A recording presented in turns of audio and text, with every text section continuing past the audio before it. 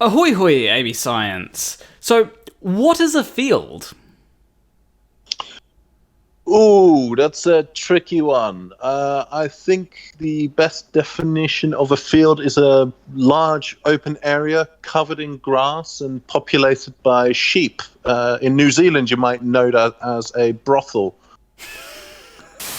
So, in physics, a field is just a quantity that is represented by a tensor for all points in space. So if you think of it in terms of, say, temperature, which is a scalar or a rank zero tensor, then you have all points in space which have some value for temperature, and we would call that temperature field. Now, we also then have, say, the electromagnetic field, which is a vector quantity, and it has a value for all points in space. Field is just an abstract concept that we use to describe things. So, Ken Wheeler said that you'd say something along the lines of lines of force. That's what a field Well, is. Or what he said that you'd say lines, force is. Fields, sorry. yeah, no, because lines of force are not a thing. They don't exist. I, Lines of force. Sorry? I was just going to say, okay. Yeah, lines of force don't exist because, well, they don't.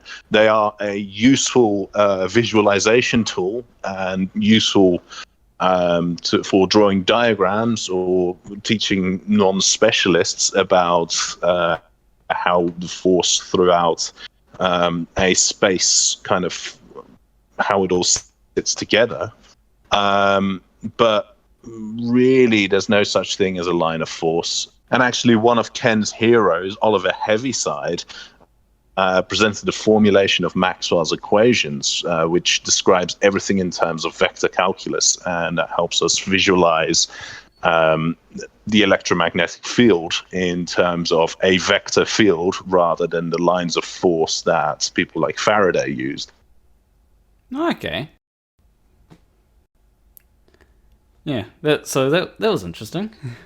So it is worth pointing out that a field doesn't necessarily mean a force. For example, temperature is a field, but temperature is not a force. We can think of potential that is a field as well. And there is a force associated with it, yes, but potential itself is not a force. That makes sense. So, like, for example, the amount of energy that something had could be represented as a field, and just because something has energy, that doesn't mean that it's a force or anything, right? Precisely, because a force means that there is a gradient in energy through space.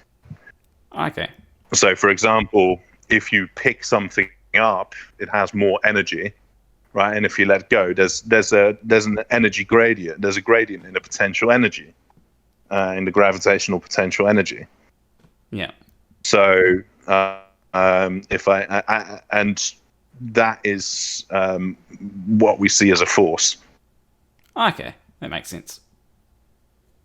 Yeah, that's a very neat little equation. That force is the negative of the gradient of the potential energy, Okay. and the field is the negative of the gradient of the potential. So there are four quantities you have to think of there, right? If you think about it in terms of gravity, right, you've got a gravitational field in a Newtonian limit that is minus gm over r, right? And you've got the gravitational, so it's not minus gm over r, it's minus gm over r squared. Then you've got the gravitational force that is minus gm1 m2 over r squared. And yeah, so and then you've got the gravitational potential energy, which is minus gm1 m2 over r, and then you've got the gravitational potential, which is minus gm over r. These are all different quantities, but in Right.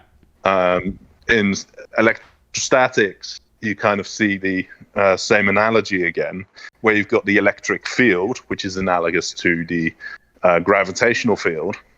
Then you've got the electromotive force, which is equivalent to the gravitational force. Then you've got the electrostatic potential energy of the electron, so the energy that an electron has, right? And that's equivalent to the gravitational potential energy. But then you've got the electric potential as well, and that is not electric potential energy; it's the electric potential, and that's voltage. And yeah. Okay, that makes sense. And you can draw them in a square as well. So if you have like force, so if you have the field in the, say, bottom left of the square, then you have force above it, and then you have the potential energy on the top right of the square, and you have potential on the bottom right of the square. Then to go from the left-hand side to the right-hand side of the square, you have to either differentiate or integrate. So that's the relationship between force and work done, basically. And then to go from top to bottom, you just have to divide or multiply by a given quantity, and that's the quantity that the thing acts on. So for gravity, it's mass, right? So you've got the gravitational field, which is G m1 over r squared, but the gravitational force, you multiply it by mass, so you get G m1 m2 over r squared. Okay, that makes sense. And the same, and that quantity with electricity is charge. So you go from the electric field, which is kq over r squared, to the force, the Coulomb force, that is kq1 q2 over r squared. Yeah. So you're multiplying it by that property again. That's how it all fits together in classical physics, at least. Don't try to apply this to strong force, weak force, because they're not actually forces, and none of these are forces. Don't let Ken hear you say that.